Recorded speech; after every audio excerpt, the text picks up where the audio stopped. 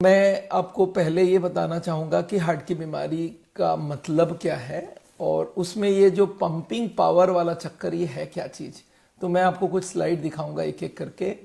तो पहले एक बार समझते हैं हार्ट की बीमारी का मतलब क्या होता है। आपको दिख रहा है ये पूरी बॉडी और ये है हार्ट, ये पंप करती है तो यहाँ से ब्लड पूरे शरीर को जाती है। अब देखिए ये हार्ट का पोजीशन देखिए, हार्ट जब पंप करता है तो एक बार फिर से इसको दिखाते हैं पुराने को। ये देखिए ये हार्ट यहाँ पे रखा है छाती में बीचों बीच थोड़ा सा लेफ्ट के तरफ, और हार्ट के दोनों तरफ होता है लंग्स। हार्ट एक बार पंप करता है तो ये लाल रंग की ट्यूब आपको दिख रहा है, ये पूरे शरीर को ब्लड पहुंचा देता है। एक ट्यूब निकलती है हार्ट से, इसका नाम है एओर्टा, और ये ट्यूब ब्रांच देते रहती है, दोनों हाथ को ब्रांच देती है, एक ब्रेन को ब्रांच देती है, फिर ये यू टर्न लेके छाती में आती है, फिर पेट में आती है, फिर दोनों पैरों को सप्लाई करती है। अच्छा, ये ऑक्सीजन भरा हुआ ब्लड लेके जाती है, पूरे शरीर को देती है। अच्छा, फिर ये ऑक्सीजन जब इसकी खत्म होने लगती है तब ये वापस आने लगती है, तब ये ब्लू ब्लड हो जाता है। आपको दिख रहा है ये रेड ट्यूब के पीछे एक ब्लू ट्यूब भी है। ये सारे ब्लू ट्यूब पैर से, इस हाथ से, ब्रेन से, सब जगह से ब्लड लाके हार्ट को वापस जमा कर देता है। हार्ट फिर क्या करता है, इस ब्लड को भेजता है लंग्स में, लंग्स में ऑक्सीजन भरवा के वापस बुलाता है और फिर अब पूरे बॉडी को देता है।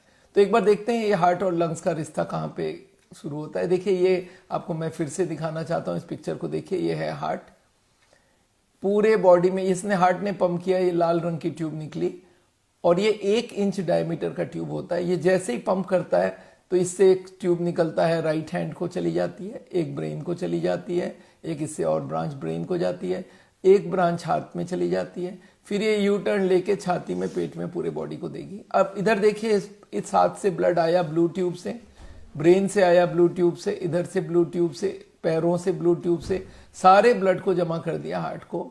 हार्ट इस ब्लड को भेजेगा दोनों तरफ, फेफड़े में, लंग्स में। आपको दिख रहा है लंग्स का 3 पार्ट है, एक नीचे का, एक उसके ऊपर, एक उसके ऊपर।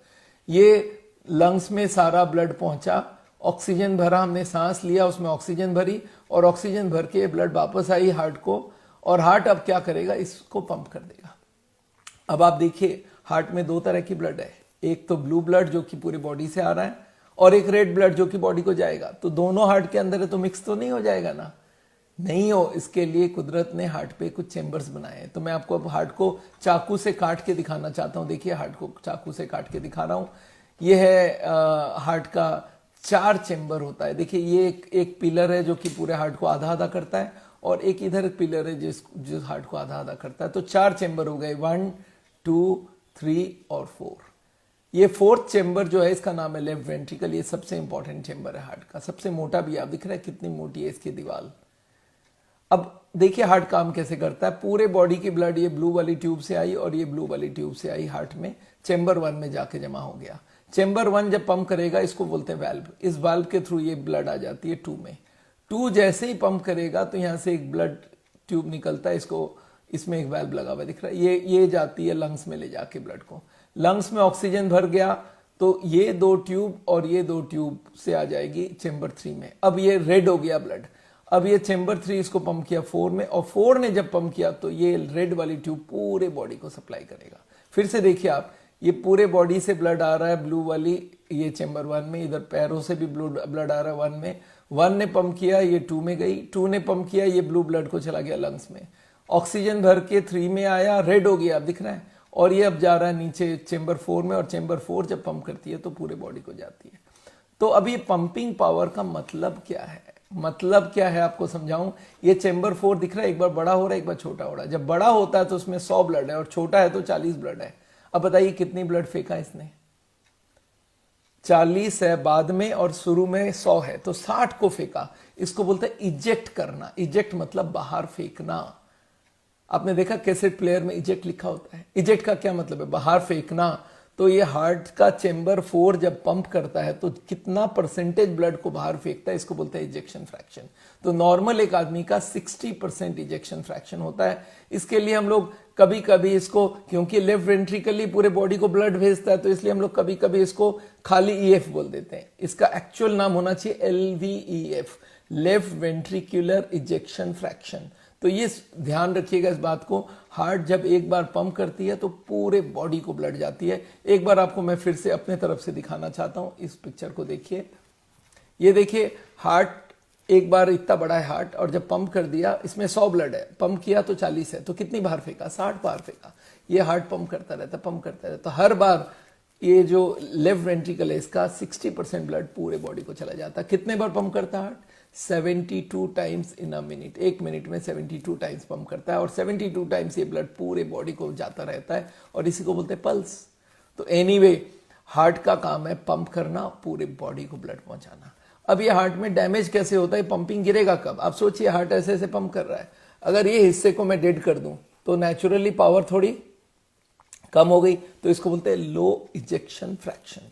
पंपिंग पावर नॉर्मली 60 से 65 होनी चाहिए, और जिसका हार्ट का एक हिस्सा डेड हो गया, डैमेज हो गया, फिर उसका पावर कम हो गया, इसको बोलते हैं लो इजेक्शन फ्रैक्शन।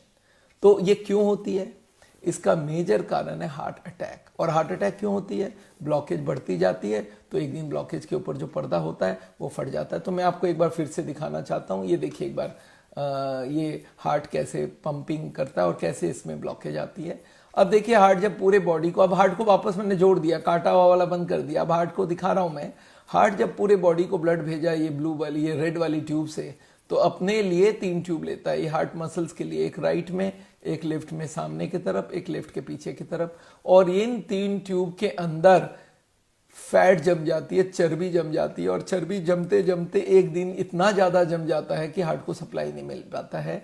और ये 3 ट्यूब है, इनके ब्रांचेस हैं, आपको दिख रहा है, ये हार्ट को ब्लड देता है। और ये देखिए ये ब्लड के अंदर, ये जो ट्यूब्स के अंदर ब्लॉकेज कैसे बन रहा है, ये 0 ब्लॉकेज है, 10 ब्लॉकेज, 20 ब्लॉकेज, 30, 40, 50, 60, 70, 80 ब्लॉकेज 80 तक हो जाए, मरीज को पता नहीं चलता, फिर पता भी चल जाए और वो ध्यान नहीं देता है, तो एक दिन ये ब्लॉकेज बस्ट कर जाता है। नोट की गड्डी में नोट घुसाते जाएंगे, रबर बैंड एक दिन फट जाएगा। जैसे ये बस्ट करेगा यहाँ पे एक क्लॉट आ जाएगी, और क्लॉट आते ही ये ब्लॉकेज बन जाएगा 100%। इसको देखिए ये हार्ट अटैक हो गया, ये 100% हो गई ब्लॉकेज। 100 ब्लॉकेज होते ही हार्ट का एक हिस्सा डेड हो जाएगा, डैमेज हो जाएगा। ये देखिए कैसे डेड होता है, ये आपको समझना पड़ेगा। हार्ट का एक हिस्सा इसमें डेड हो जाता है। जैसे ही ये क्लॉट आई है, देखिए ये ट्यूब को दिखा रहा हूं, यहाँ पे क्लॉट आ गई है, ये क्लॉट को यहाँ पे बड़ा करके दिखाया हूं, ये क्लॉट आ गई और ये हार्ट का एक हिस्सा इमीडिएटली डेड हो गया, ये इमीडिएटली डेड हो गया। ये है हार्ट अटैक। अब जैसे ही हार्ट का हिस्सा डेड होगा तो हार्ट का एक हिस्से पंप नहीं करेगा, तो हार्ट की पावर थोड़ी सी कम हो जाएगी। इलाज कराते हैं और इससे हमने देखा है बहुत सारे लोगों की पंपिंग बढ़ जाती है। इसमें होता है क्या, हार्ट के जितने सारे छोटे छोटे ट्यूब, ये देखिए ये बिफोर ट्रीटमेंट ये है और आफ्टर ट्रीटमेंट आपको दिख रहा है कितनी ट्यूब बन गए। एक और कलर में दिखा रहा हूं, देखिए बिफोर ट्रीटमेंट ये था और आफ्टर ट्रीटमेंट आप देखेंगे तो समझ में आएगा, इतने सारे हजारों नई ट्यूब खुल गई है। तो ये हम लोग खोल के देते हैं और इससे पंपिंग के बढ़ने के पूरे चांसेस होते हैं, सबको नहीं। और ये ट्रीटमेंट हार्ट फेलियर के लिए भी अप्रूव्ड हो गई है अमेरिकन हार्ट एसोसिएशन से और अमेरिकन गवर्नमेंट से, यूएस एफडीए से, यूरोप में भी और चाइना में भी ये अप्रूव्ड है। और ये ट्रीटमेंट आज most scientific non invasive treatment है जो रिप्लेस करने का ताकत रखता है बाईपास एंजियोप्लास्टी को। ये पूछने की बात है कि सर ईसीपी से क्या इंप्रूव करता है? यस, 40 डेज अगर ईसीपी का ट्रीटमेंट नेचुरल बाईपास किया जाए तो ये इजेक्शन फ्रैक्शन को बढ़ा सकता है। और याद रखिएगा इसके साथ दवाइयां, लाइफस्टाइल को छोड़ना नहीं है। डिटॉक्स को ऐड करेंगे तो रिजल्ट और अच्छी आएगी, पर डिटॉक्स में लिक्विड काफी कम देना पड़ेगा।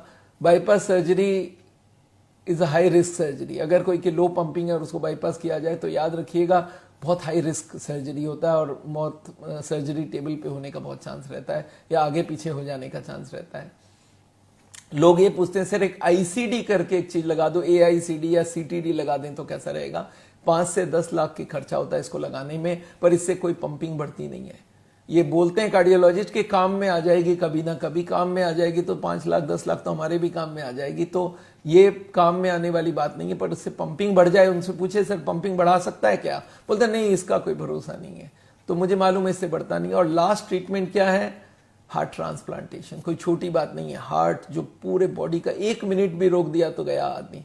वो हार्ट को ट्रांसप्लांट करना कोई छोटी बात नहीं है। 1 करोड़ रुपया तक खर्चा होता है एक ट्रांसप्लांट कराने के लिए, और उसके बाद भी हर महीने 4-5 लाख रुपया खर्चा होता रहता है, क्योंकि वो इम्यूनोसप्रेसिव ड्रग चाहिए, हर वक्त दिखाना पड़ता है। तो हार्ट ट्रांसप्लांटेशन कोई जोक नहीं है, it's a very high and surgery. और एक तो पैसा होना चाहिए और लक भी होना चाहिए। तो मैं बोलता हूं उससे अच्छा कि आप ईसीपी कराओ, सेफ है, नॉन इन्वेजिव है, इंप्रूवमेंट आने के पूरे चांसेस होते हैं। अब आदमी बोलता है सर ये कैसे इंप्रूव कर देगा। मैं आपको बताऊं, जब भी कोई को हार्ट अटैक होता है तो 2-3 चीज होती है। एक तो होता है डेड मायोकार्डियम। डेड मायोकार्डियम जो है कंप्लीटली डेड, इसको रिवर्स नहीं कर सकते, इसको रिवाइव नहीं कर सकते।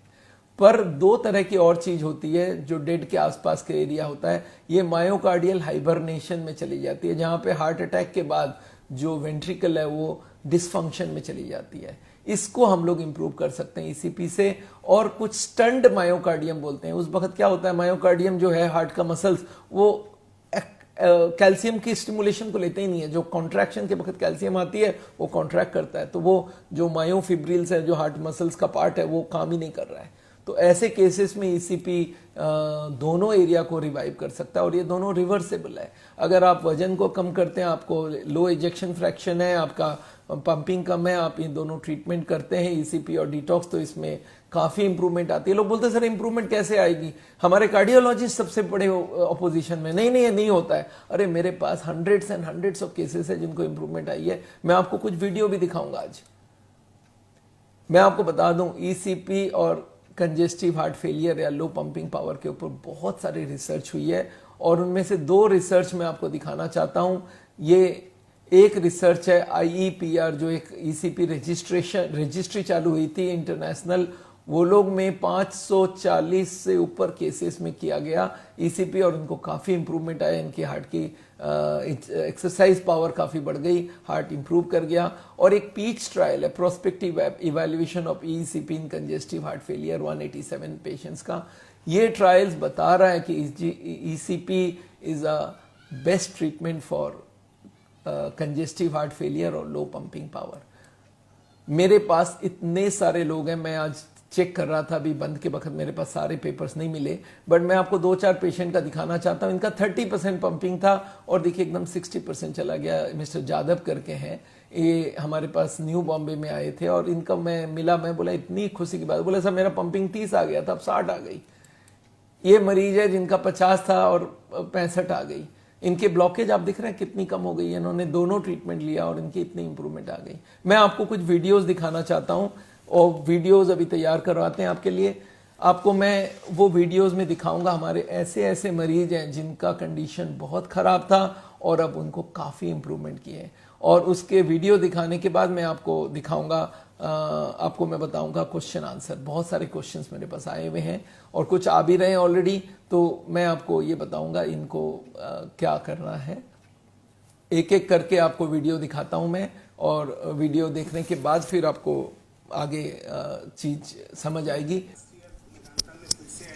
काफी मेरी क्रिटिकल पोजीशन थी, मैं चल फिर नहीं सकता था। डॉक्टर मेदांता में मुझे 15 दिन में रहा। वहाँ पे 15 दिन के ट्रीटमेंट के बाद मुझे बताया गया कि साहब आपका हार्ट का ट्रांसप्लांट करना पड़ेगा। मैं काफ़ी चिंतित हो गया। एक तो मैं उतने सक्षम नहीं था कि 10, 20, 50 लाख में हार्ट का ट्रांसप्लांटेशन करवा सकूं। मैं एकदम मायूस हो गया। मायूस होने के बाद हमारे एक रिलेशन ने एक हमारी सिस्टर के रिलेटिव का ऑपरेशन, इनके यहाँ डॉक्टर विमल छाजर का, उन्होंने नाम सजेस्ट किया कि आप वहाँ जाओ, जो भी होना होगा वहाँ होगा। मेरा इजेक्शन फैक्टर ओनली 19% था। टेक्निकल टर्म में उसको हार्ट फेलियर बोला जाता है। मुझे डॉक्टर साहब के जूनियर ने एक्सेप्ट नहीं किया, बोला नहीं साहब इतना बिलो हम इजेक्शन फैक्टर को नहीं चेकअप करेंगे, रिस्क फैक्टर ज़्यादा है। फिर मैं डॉक्टर विमल छाजर से अपॉइंटमेंट लिया हुआ था, उनसे मैंने बात किया।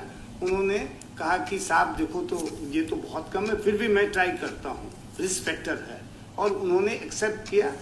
थैंक्स गॉड उनके यहाँ मैंने ट्रीटमेंट करवाया और वो ट्रीटमेंट से मुझे काफ़ी सुधार हुआ। मैं चल फिर नहीं सकता था। आफ्टर ट्रीटमेंट अब मैं फ्रिक्वेंटली चलता हूँ, अपना व्यापार देखता हूँ और आज मैं 1.25 साल के बाद उनके पास दोबारा फिर से चेकअप के लिए आया हूँ और मुझे काफ़ी संतोष है, काफ़ी सेटिस्फेक्शन है। Thanks to doctor. ये सज्जन को हम लोग रिफ्यूज कर चुके थे और फिर इनको हमने लिया और कितनी इंप्रूवमेंट आप समझ सकते हैं। 1.25 साल बाद वापस आ रहा है और 1.25 साल में कोई दिक्कत नहीं है, जबकि उनको बोला था हार्ट ट्रांसप्लांट करना पड़ेगा। घूम फिर रहे हैं, हर काम कर रहे हैं। चलिए एक और देखते हैं इसके साथ ही।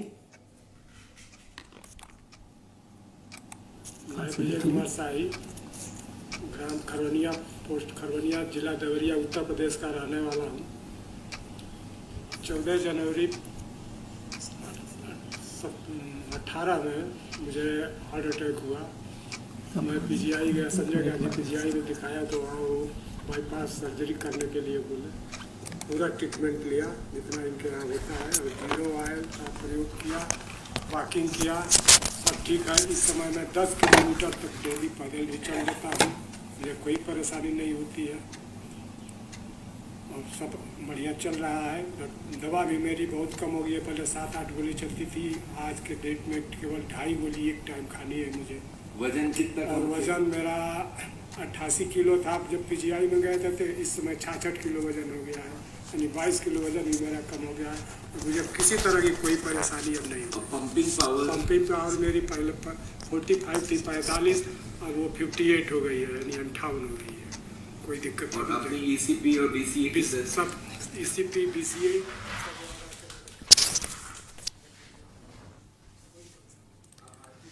तो इनका भी आप देख रहे हैं, इनकी पंपिंग 45 से 58 तक हो गई है और गोलियां कितनी कम हो गई जब हार्ट की पंपिंग बढ़ती है। ऐसे मेरे पास हंड्रेड्स ऑफ वीडियोस हैं और मैं जानता हूं ये सारे लोग इम्प्रूव कर सकते हैं। और ये एक नेक्स्ट स्लाइड आप देखेंगे तो आपको और समझ आएगी।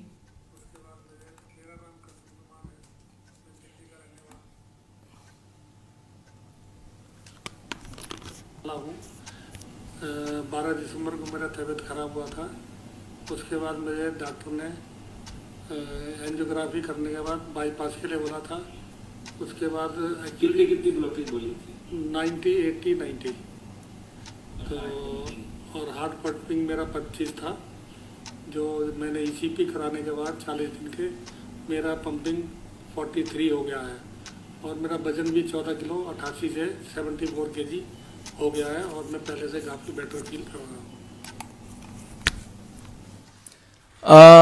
साउंड थोड़ा कम है मुझे मालूम है, क्योंकि वो मैं लैपटॉप में प्ले करके दिखा रहा था, बट नेवरदिलेस मेरे ख्याल से मैं अब क्वेश्चन आंसर की तरफ ही चलूंगा। मैंने आपको ये बताया है कि हार्ट की बीमारी में सॉल्यूशन हमारे अपने पास है, ऑपरेशन करना जरूरी नहीं है। हार्ट के हॉस्पिटल को ये कंजेस्टिव हार्ट फेलियर के पेशेंट्स मिलते हैं, वो लोग चाहते हैं इनका ICD लग जाए, इनका हार्ट ट्रांसप्लांटेशन हो जाए, इनका बाईपास सर्जरी हो जाए, और मेरे को लगता है इससे सरल उपाय हमारे पास है और ये पंपिंग को हम लोग बढ़ा सकते हैं। हेलो, इसको पकड़िए। बीमारी थी उसमें मेरा 20 से कम हो गया था। डॉक्टर लोगों ने ऑपरेशन बोला था, फिर मैं घबरा गया था, मैं हमारे घर की पूरी फैमिली हार्ट के बारे में। फिर हमारे एक लड़का, बड़ा लड़का जज है उस्मानाबाद में, उन्होंने देखा यूट्यूब पर डॉक्टर साहब का नाम, तो लगे जब पूना है, पूना में लेके फिर बम्बई चले गए ठाणे में। फिर वहाँ डॉक्टर साहब ने दवाई दी तो हमारा 20 से 35 हो गया। डॉक्टर बीमल ठाटेर साहब, और उसके बाद हम बोरीवली में गए। तो इनका आपको समझ आ रहा है, पंपिंग पावर 20 था और 35 हो गई है। तो ये जो पंपिंग बढ़ना, हमारे पास लोएस्ट, आदमी बोलता है सब लोएस्ट कितना पंपिंग वाले को आप ले सकते हो, तो मैं आपको बताऊं लोएस्ट हम लोग 15% तक लिया है। हमने पहले रिफ्यूज करना चालू कर दिया। एक पेशेंट है हमारे पास जिनका पंपिंग काफी कम हो गई थी और उनकी 15% पंपिंग थी। पहला दिन मुझे जाके गाड़ी में देखना पड़ा था क्योंकि इतनी सांस फूल रही थी, चलने लायक नहीं थी। मैं उनको जब मैं गाड़ी में जाके देखा तो मैंने बोला ना, इनका ट्रीटमेंट जरूर करवाएंगे, और उनका हमने ट्रीटमेंट कराया और फिर उनका 25% पंपिंग हो गया 15 की जगह, और अब वो 1 घंटा वॉक कर सकती हैं। तो ये समझ लीजिए इतना कुछ हो सकता है। एक यंग पेशेंट है, अभी आपको दिखा रहा हूं, उनको बोला गया था बाईपास सर्जरी करो और उनकी पंपिंग 45 हो गई थी, अब वो 60 तक आ चुका है। मेरा नाम दिग्विजय सिंह है, मैं कानपुर में रहता हूँ और मुझे 1 साल पहले अभी हार्ट अटैक का पता चला था, जिसमें मैंने कार्डियोलॉजी से अपना एंजियोग्राफी कराया था और उसमें मेरी 100% एक ब्लॉकेज निकली थी, बाकी 2 50 और 80% भी थी। मुझे तुरंत यहाँ पर डॉक्टर्स ने बाईपास सर्जरी के लिए रिकमेंड कर दिया था, पर मैंने इंटरनेट और पेपर्स में सर्च किया कि क्या कोई और थेरेपी है जिससे कि हम लोग बाईपास को अवॉइड कर सकते हैं। तब मुझे डॉक्टर बिमल जी के बारे में पता चला। डॉक्टर बिमल जी का सेंटर मैंने छतरपुर में पता किया और फिर वहाँ पर कांटेक्ट करने पे पता चला इनका 2 टाइप का ऐसा ट्रीटमेंट होता है जिससे कि ये बाईपास को अवॉइड किया जा सकता है। मैंने वो दोनों टाइप का ट्रीटमेंट, नेचुरल बाईपास और केमिकल एंजियोग्राफी कराई, जिससे कि मेरा अब 100% वाला ब्लॉकेज 70% के आसपास रह गया है। बाकी दोनों में भी काफ़ी इम्प्रूवमेंट है और अब मैं नॉर्मल लाइफ जी रहा हूँ, अपना सारे काम कर रहा हूँ और मुझे बड़ा अच्छा फील हो रहा है। इजेक्शन फ्रैक्शन मेरा इको से अब पता चला है, पहले 45% था, अभी 64% हो गया है। तो याद रखिएगा, हार्ट की बीमारी में लो पंपिंग पावर होने के चांसेस हैं। इसको बढ़ा लिया तो इससे बढ़िया कुछ नहीं होता है। तो मैंने आपको आज बहुत सारी बताई है इसके बारे में बात, तो आप इसको फॉलो करिए और जितना फॉलो करिएगा उतना आपके इम्प्रूवमेंट होने के चांसेस हैं। अगर आपकी पंपिंग पावर कम है तो मैं ये तो नहीं बोलूँगा 100% लोगों की पंपिंग पावर बढ़ेगी, पर मैंने देखा 80-90% लोगों की पंपिंग पावर बढ़ जाती है। तो ECP जरूर करवाइए, इसमें बढ़ जाए, इसमें कोई नुकसान का तो कुछ है ही नहीं, और बढ़ जाए हाँ उससे पहले ऑफकोर्स दवाइयाँ और खाना पीना ये तो कंट्रोल करना ही पड़ेगा।